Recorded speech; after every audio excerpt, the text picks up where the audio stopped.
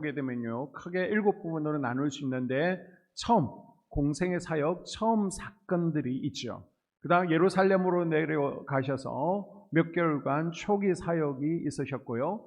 또 올라오시면서 사마리아 지역의 전도가 있었습니다. 주로 갈릴리에서 사역하시죠. 그리고 예루살렘으로 다시 내려오셔서 후기 사역이 있으시고요. 잠깐 베레아로 피해 계시다가 마지막 이제는 베다니로 여리고로 오셨다가 예루살렘 성으로 입성하시게 됩니다.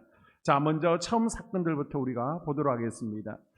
예수님의 나이 30살 되었을 때 요단강에서 세례를 주고 있던 누구를 만나죠? 세례 요한을 만나고 또 세례를 받게 됩니다.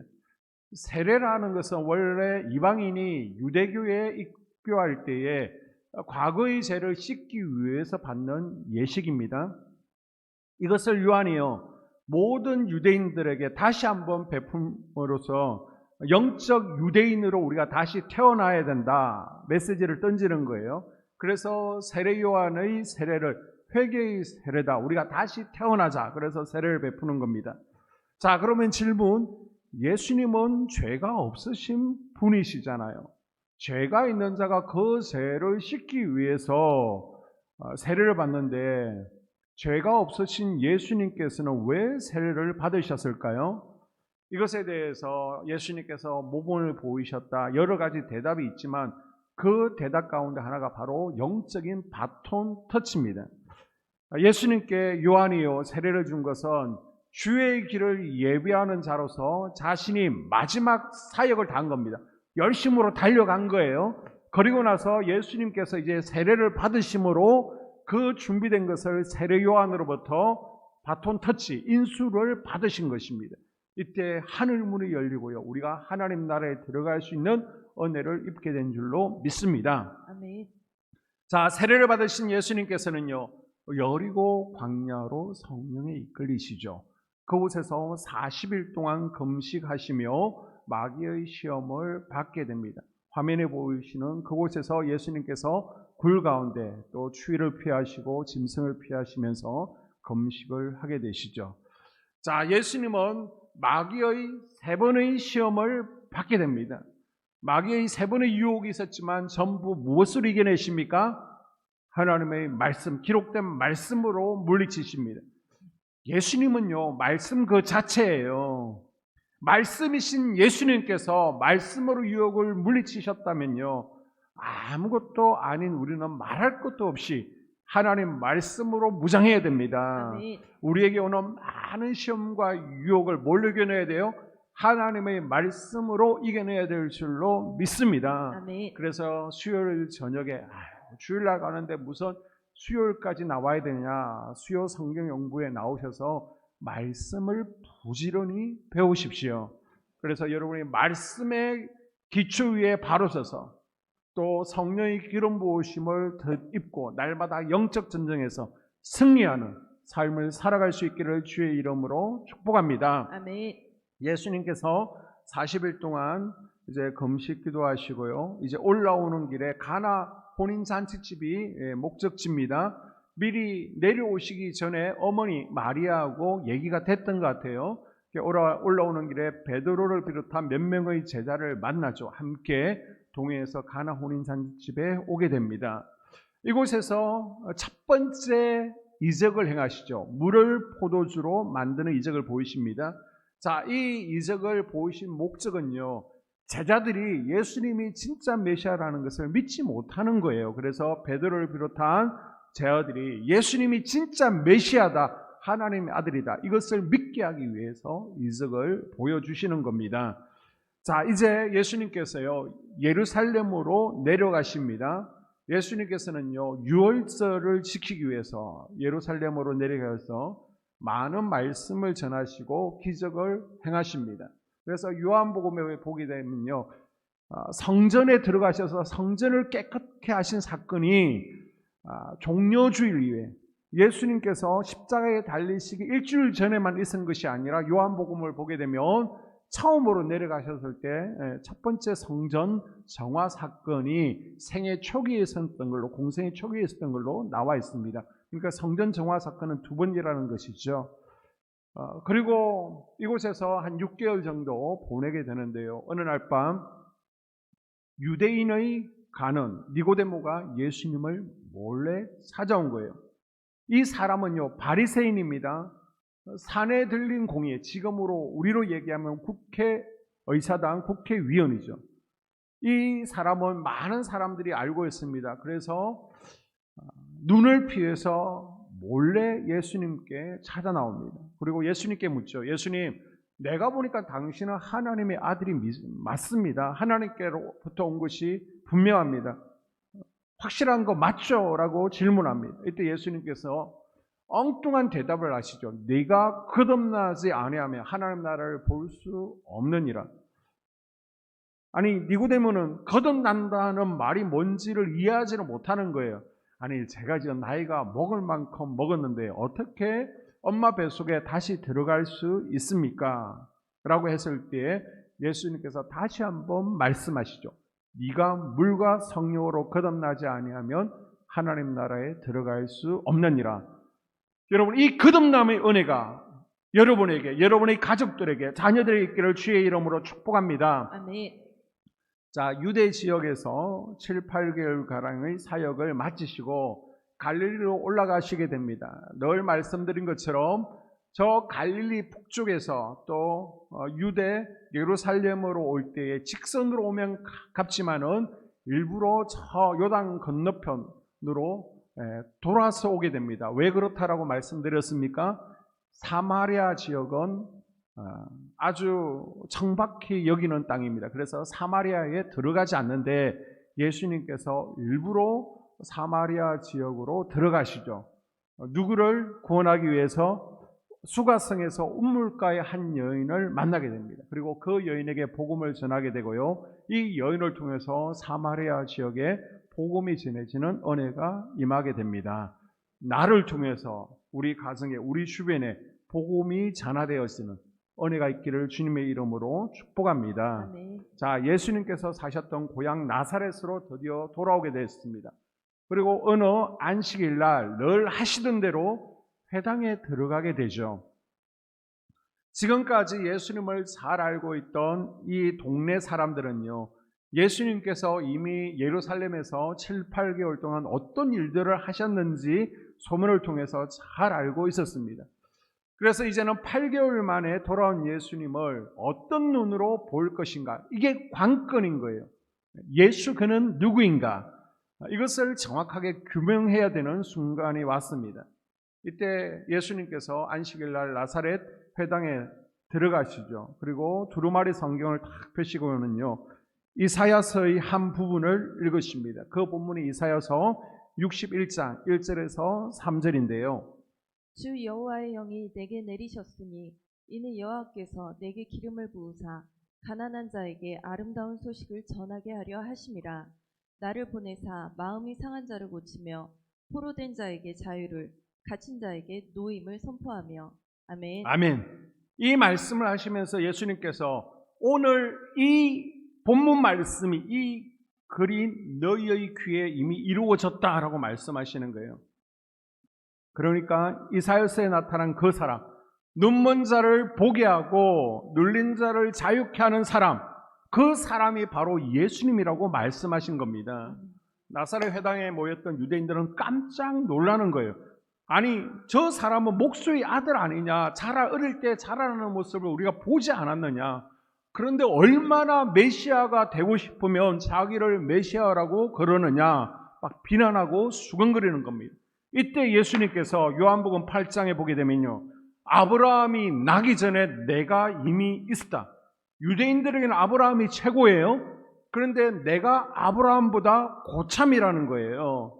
그리고 요한복음 10장에 보게 되면 예수님께서 한 걸음 더 나가시죠.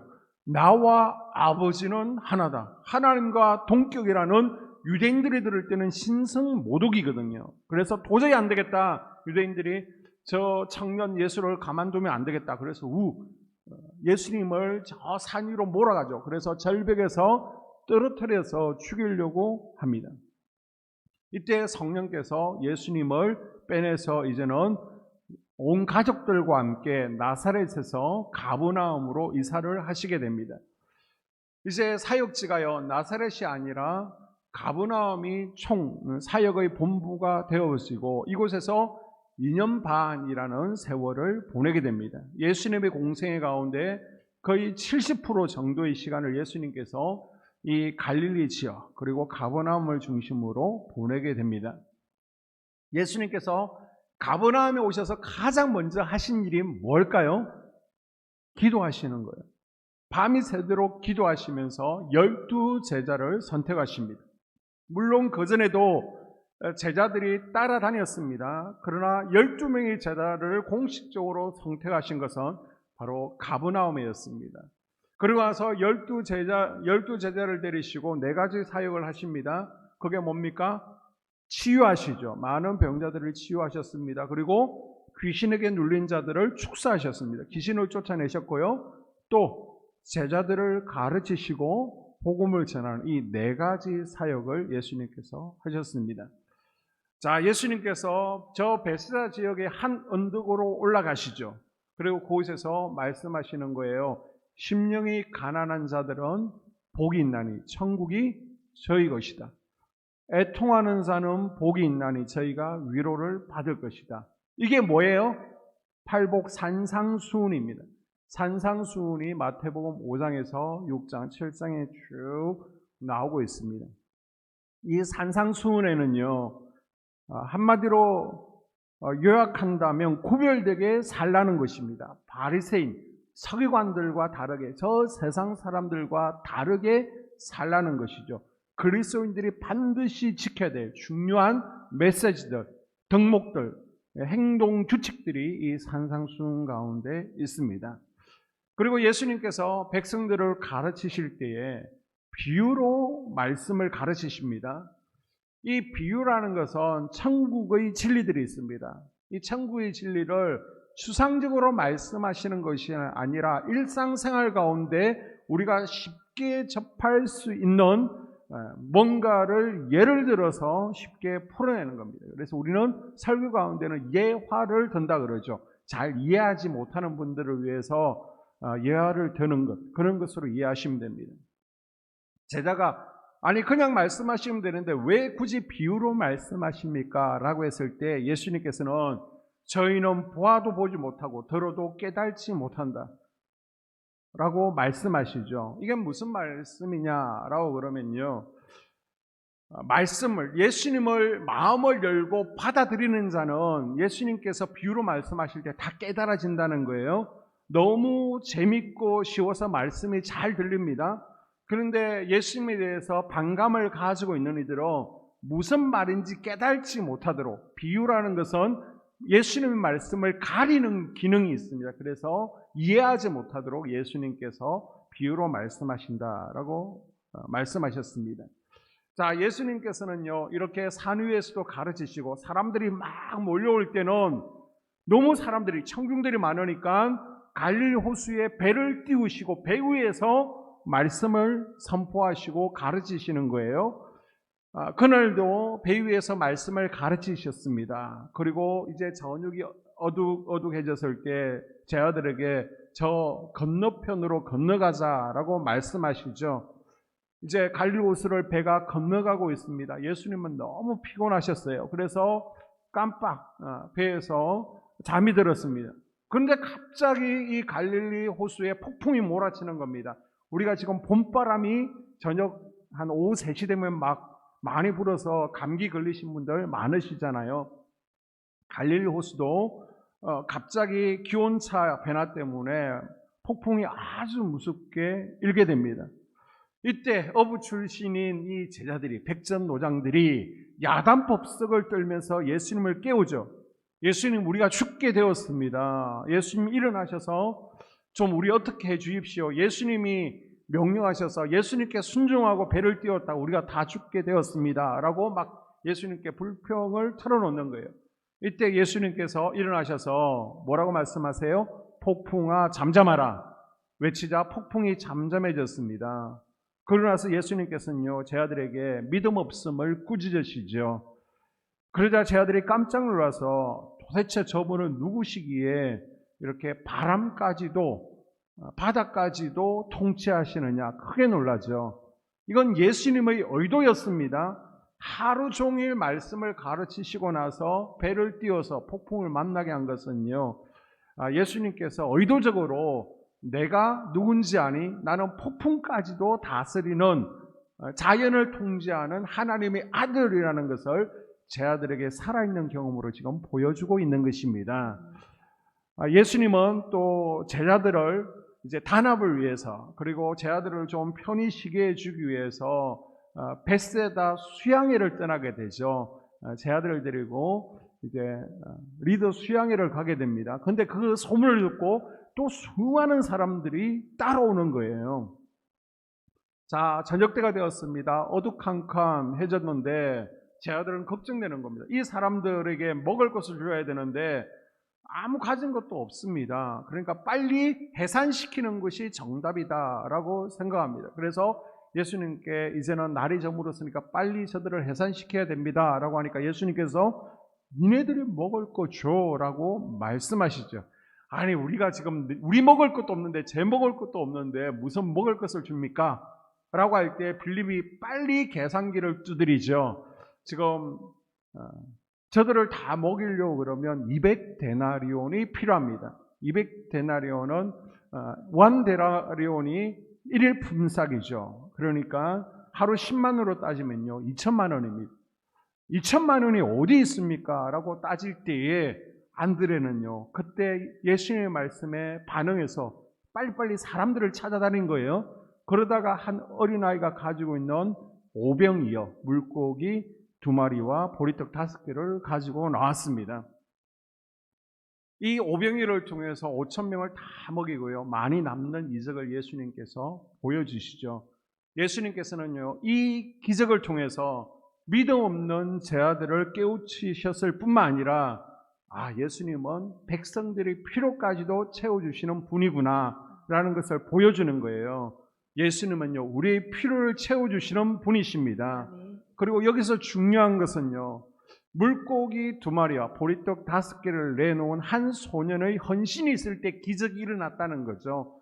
기적은 그냥 일어나는 게 아닙니다. 씨앗이 있어야 되는 거예요. 그래서 하나님의 능력과 그리고 우리 인간의 목, 우리 인간의 믿음, 우리 인간의 헌신이 합쳐질 때에 이 이적이 일어난 줄로 믿습니다. 자, 갈릴리 바다서쪽 막달라 지역에서 바다를 건너 다시 저 위쪽으로 올라가서 헬몬산 자락에 있는 휴양 도시 가이사랴 빌립보라는 지역으로 가시게 됩니다.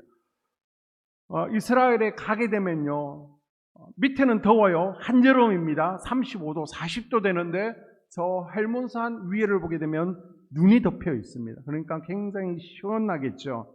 자, 예수님께서 이 제자들을 데리고 우리 시원한데 한번 가볼래? 이 지역으로 데리고 오십니다. 그러고 나서 그곳에서 2가지 질문을 하시는 거예요.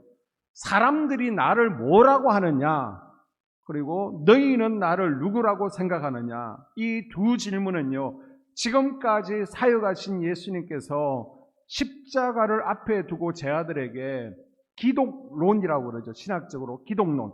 핵심을 확고히 하시려고 지금 의도적으로 제자들을 이곳으로 데려온 겁니다. 그 가이사랴 빌립보에 가면 절벽에 많은 신들을 섬기는 곳이 있거든요. 그곳으로 일부러 데려가셔서 너희들은 나를 누구라고 생각하니?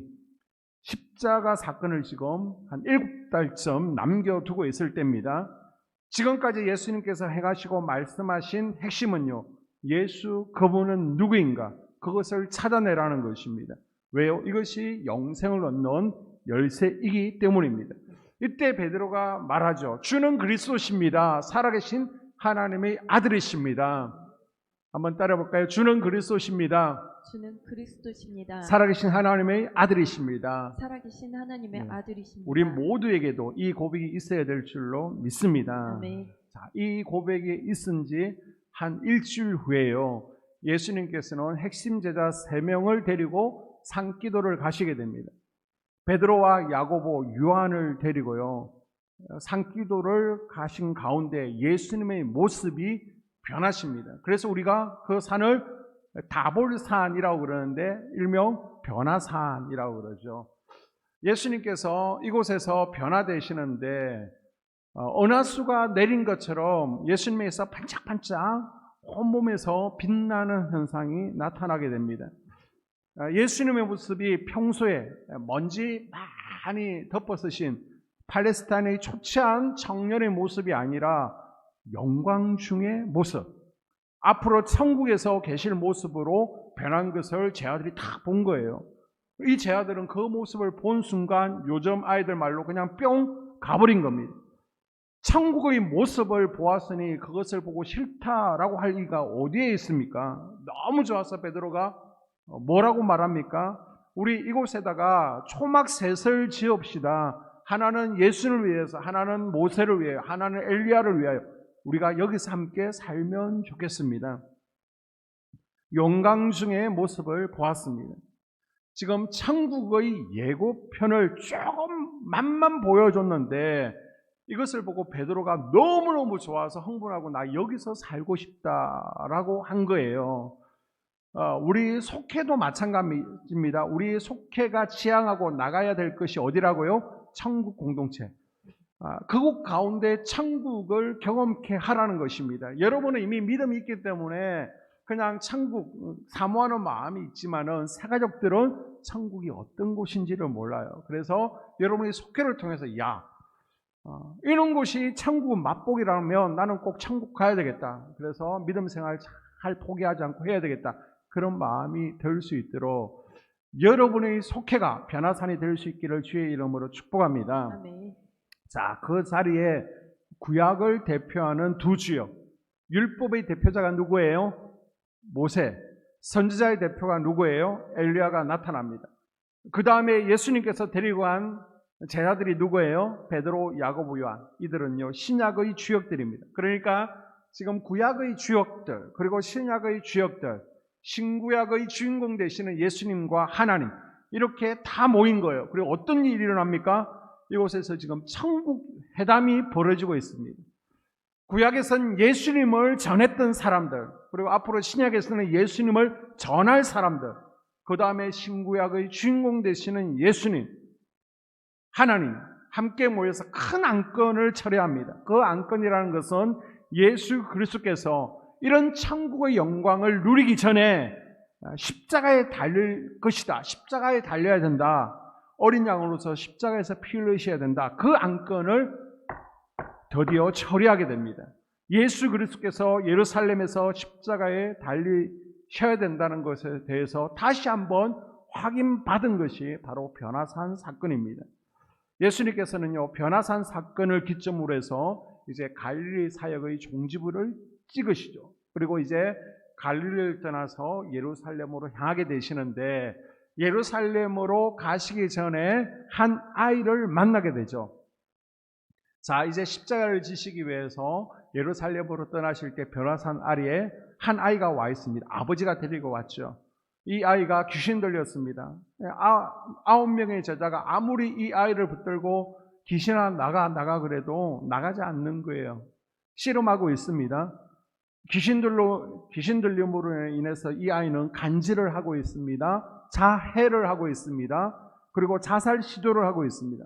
이 아이를 예수님께서 고쳐주시죠.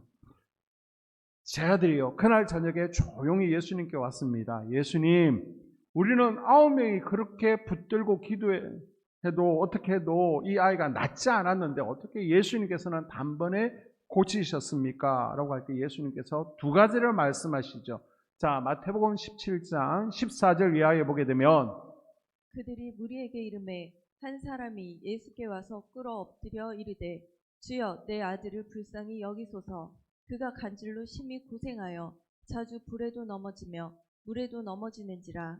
내가 주의 제자들에게 데리고 왔으나 능히 고치지 못하더이다. 아멘. 자, 어떻게 고쳤다고요? 19절 20절. 이때 제자들이 조용히 예수께 나와 이르되 우리는 어찌하여 쫓아내지 못하였나이까.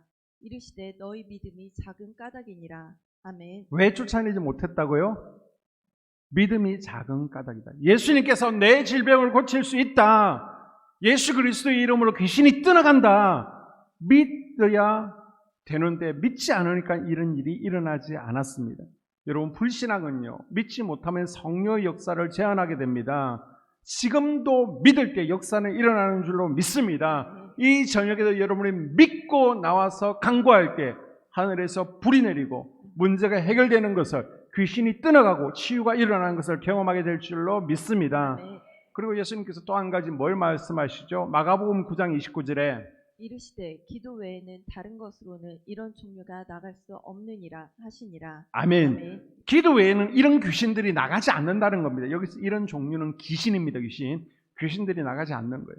그래서 하나님 고쳐주세요. 예수님께서 십자가에서 제 질병을 담당하셨잖아요. 부르짖어 기도하는 겁니다. 언제까지요? 응답이 될 때까지 기도하는 거예요. 우리 하나님은요, 여러분을 사랑하시기 때문에 한 번에 고쳐주실 수 있어요. 그러면 얼마나 좋습니까? 그런데 그렇게 고쳐주시면요, 여러분이 또 하나님을 떠날 걸, 기도하지 않을 걸 하나님께서 아시는 것 같아요. 그래서 하나님은 여러분이 기도의 자리, 예배의 자리에 있기를 원하시고요, 눈물병을 채워가기를 원하십니다. 아멘. 포기하지 마시고 인내하시고 기도하십시오. 아멘. 자, 예루살렘으로 예수님께서 십자가를 지기 위해서 내려오셨습니다. 이 예루살렘에서 3번의 돌 맞을 뻔한 사건이 있습니다. 자, 변화산에 내려오셔서 예수님께서 예루살렘으로 가실 때에 무리들이요, 한 여인을 끌고 예수님 앞에 왔습니다. 이 여자는요, 간음하다가 현장에서 잡힌 여인입니다. 율법에 의하면 이 여자는요, 돌에 맞아 죽어야 되는 거예요. 자, 예수님께서 이 여인을 어떻게 판결할지 다들 뭔가 건수를 잡기 위해서 보고 있는데 예수님께서 아무 말씀하시지 않죠. 돌로 쳐라 하지 않고요, 뭔가를 쓰십니다. 뭔가를 쓰고 나서 예수님께서 무리를 보고 너희 가운데 죄 없는 자가 이 여인을 돌로 치라라고 그러죠. 그러니까 한 사람, 두 사람 양심의 가책을 느끼고 다 물러가 버립니다. 자, 그리고 나서 예수님께서 이 여인에게 나도 너를 정죄하지 않는다. 다시는 죄 짓지 말라라고 말씀하시고 돌려보내시죠. 예수님께서는요, 이 시간 우리에게도 말씀하고 있습니다. 너를 정죄하지 않아. 너희 죄를 다 용서해서, 그러나 다시는 죄 짓지 말라. 다시는 죄 짓지 마라. 죄 지을 것 같아요. 다시는 죄 짓지 마라. 아멘. 여러분, 피 흘리기까지 죄와 싸울 수 있기를 주님의 이름으로 당부를 드립니다. 아멘. 자, 그 다음에 예수님께서 예수님을 믿는 유대인들을 대상으로 해서 하시는 말씀이 너희가 내 말 안에 거하면 참 제자가 되고 진리를 알지니 진리가 너희를 자유케 하리라 라는 말씀을 하십니다. 그런데 옆에 있던 유대인들이 이 말을 듣고 반발을 하는 거예요. 아니, 우리가 아브라함의 자손인데 지금까지 종된 적이 없는데 왜 우리로 자유케 된다? 왜 종처럼 취급하냐? 라고 말합니다. 유대인들이 계속 아브라함의 자녀인 것에 대해서 굉장한 자부심을 가지고 우리 아브라함 얘기하는 거예요. 이때 예수님께서 아브라함? 그래, 좋다. 아브라함 얘기 좀 해보자. 나는 아브라함 이전에 있었다라고 말합니다. 이걸 들으니까 유대인들은 충격인 거예요. 아니, 저 젊은이는 30밖에 되지 않았는데 우리 조상 아브라함을 보았다고 말하는 것이냐? 유대인들이 화가 났어요. 돌을 들어서 예수님을 치려고 합니다. 이때 예수님께서 빨리 피신을 하시죠. 자, 3번째 돌 이야기가 나옵니다. 예수님께서 수전절에 솔로몬 행각에 있었습니다. 유대인들이 나와서 당신이 진짜 메시아인지 좀 시원하게 말 좀 해주세요 라고 하죠. 그랬더니 예수님께서 나 벌써 너희들에게 다 이야기했어. 문제는 너희가 내 말을 믿지 않는 데 있는 거야. 너희가 내 말을 믿지 않는 것은 내 양이 아니기 때문이야. 내 양은 내 음성을 듣고 나는 저들을 알아보고 저들은 나를 따른다. 내 양들은 말을 알아듣는다는 거예요. 나에게 순종한다는 거예요. 그런데 내 양이 아니기 때문에 내 말을 거역하고 듣지 않는다는 겁니다. 그러면서 나와 아버지 하나님은 하나다라고 말씀하십니다. 아니, 감히 자신을 하나님과 하나라고 동격으로 비교하다니, 이야 참남하다. 이거는 신성 모독했다는 겁니다. 그래서 유대인들이 화가 나서 또 돌을 던지죠. 예수님께서는 이 돌을 피해서 이제는 요단강 저 동쪽으로 아예 피신을 하게 됩니다. 그곳이 이제 베레아라는 지역입니다. 사도행전에 나오는 베레아, 저 유럽에 있는 지역이 아니에요. 혼돈하시면 안 됩니다. 자, 이 베레아 지역, 이곳에 전도하시려고 예수님께서는 이미 70인의 전도대를 이곳에 파송하셔서 이렇게 땅을, 텃밭을 만들어 놓은 곳이었습니다. 이곳에서 이제 마지막 3개월을 보내시는데, 이곳에서 이런 양, 이런 동전, 비유, 이곳에서 이런 것들에 대한 비유를 하셨습니다. 이런 양, 이런 동전, 돌아온 탕자 비유가 여기서 있었고요. 그리고 십자가의 도에 대해서도 말씀하셨고, 이곳에서 고창병, 배가 홀로 계지는 물차는 질병든 이도 고쳐주셨고요. 그리고 18년간 허리 꼬부라져 있던 강직성 척추염에 걸려있던 여인도 고쳐주신 곳이 바로 이곳입니다. 자, 예수님께서 이곳에서 사역하실 때에 예루살렘 쪽에서 한 소식이 전달되어지죠. 그것은 예수님이 살아가는 친구 나사로가 지금 위독한다는 것입니다. 그런데 예수님께서는 이 말을 듣자마자 급히 따라 나선 것이 아니라, 나사로는 지금 죽을 병이 아니야, 하나님의 영광을 위한 거야 라고 말씀하십니다. 자, 우리는 분명히 알아야 됩니다. 모든 질병이 죄 때문에 오는 것은 아니구나. 저 이단들이 말하는 것처럼 죄 때문에, 모든 질병이 죄 때문에 온다, 그거 아니에요. 아니면 저 건너편에 이단에서 말하는 것처럼 모든 질병은 귀신이 가져온다, 그것도 아니에요. 자, 하나님의 영광을 위한 질병도 있다는 겁니다. 자, 이 말씀을 하시고 나서 이틀을 더 계시다가 나사로가 있는 베다니로 가시게 되죠. 가봤더니 나사로는 이미 죽었습니다. 이때 나사로의 여동생들이 울면서, 예수님이 여기 계셨으면 죽지 않았을 건데, 예수님이 여기 계셨으면 우리 나사로가 병에서 치유되었을 텐데 예수님이 여기 안 계셔서 죽었습니다. 원망하고 불평하고 있는 거예요. 이때 예수님께서 이 마르다와 마리아를 데리고 나사로가 있는 무덤으로 향하게 되죠. 그리고 예수님께서 나사로가 들어있는 무덤을 향해서 나사로야 나오너라 라고 명령하십니다. 그리고 나서 돌물을 옮겨 놓았을 때 이 나사로가 천으로 쌓인 채로 그대로 일어나서 나오는 거예요. 이 이적은요, 예수님께서 생명의 주관자 되심을 보여주고 있는 것입니다. 예수님께서 다시 살아날 것을 나사로를 통해서 이제 보여주시는 거예요. 이것이 예수님 죽기 3개월 전이었습니다. 이 사건을 통해서 많은 유대인들이 예수님을 믿게 되었습니다. 그런데 또 이 사건 때문에 예수님께서 이제 십자가에 달리는 결정적인 동기가 되어지죠. 더 이상 안 되겠다. 죽은 자도 살리니까 민심이 흉흉해지잖아요. 예수님에 대한 인기가 높아집니다. 그래서 제사장 무리가 예수님을 체포하라라는 명령을 내리게 되죠. 자, 그러자 예수님께서는 저 위쪽에 있는 여리고로 가십니다. 여리고에서 저 나무에 있는 세리장 삭개오를 만나죠. 그리고 삭개오야 내려오라. 내가 오늘 너희 집에 머물겠다라고 말씀하십니다. 삭개오는요, 예수님을 만난 후에 삶의 변화가 생겼습니다. 그래서 뭐라고 고백해요? 내 재산 절반을 사람들에게 나눠주겠습니다. 그리고 내가 사기친 것들은 4배로 갚겠습니다 라고 합니다. 지금까지 삭개오의 삶은 어떤 문제를 가지고 있었습니까? 물질, 돈에 대한 탐욕을 가지고 있었습니다. 이런 삭개오가 예수님을 만나자마자 삶이 변한 거예요. 여러분, 예수님을 만나면 변하게 되어 있습니다. 예수님을 만나면 변하는 것이 정상이에요. 내가 아직 제대로 변하지 않고 있다. 예수님을 바로 만날 수 있기를 바랍니다. 자, 그리고 나서 마지막이에요. 종려 주일 전에, 예루살렘 입성하시기 전에 예수님께서 공식적으로 마지막으로 만나니가 바로 여리고의 맹인 바디메오죠.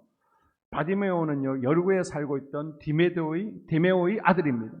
이 디메오는 나면서부터 맹인이었습니다. 여기서 이제 바자가 붙었으니까 바는 아들이라는 의미를 가지고 있죠. 그러니까 아버지도 맹인, 아들도 맹인. 길가에 앉아서 구걸하는 거지들이었습니다. 최악의 상태죠. 부모와 자녀가 다 거지입니다. 꿈도 없어요. 그냥 하루하루 구걸해서 사는 거예요. 이런 가정에 이런 사람들이 예수님을 만남으로 인생의 대역전이 일어나게 됩니다. 누구를 만남으로요? 예수 그리스도를 만남으로. 우리도요, 예수님을 만나야 우리 인생의 역전이 일어나게 됩니다. 아멘. 예수님을 만나면 우리 인생이 변화되는 거예요. 아멘. 예수님을 만나면 우리 삶이 변화되는 겁니다. 아멘. 예수님을 만나면 우리의 믿음이 달라지게 되었습니다. 아멘. 그래서 여러분 오늘 저녁에 예수님을 만나고 돌아가십시오. 아멘. 예수님 나를 만나주세요.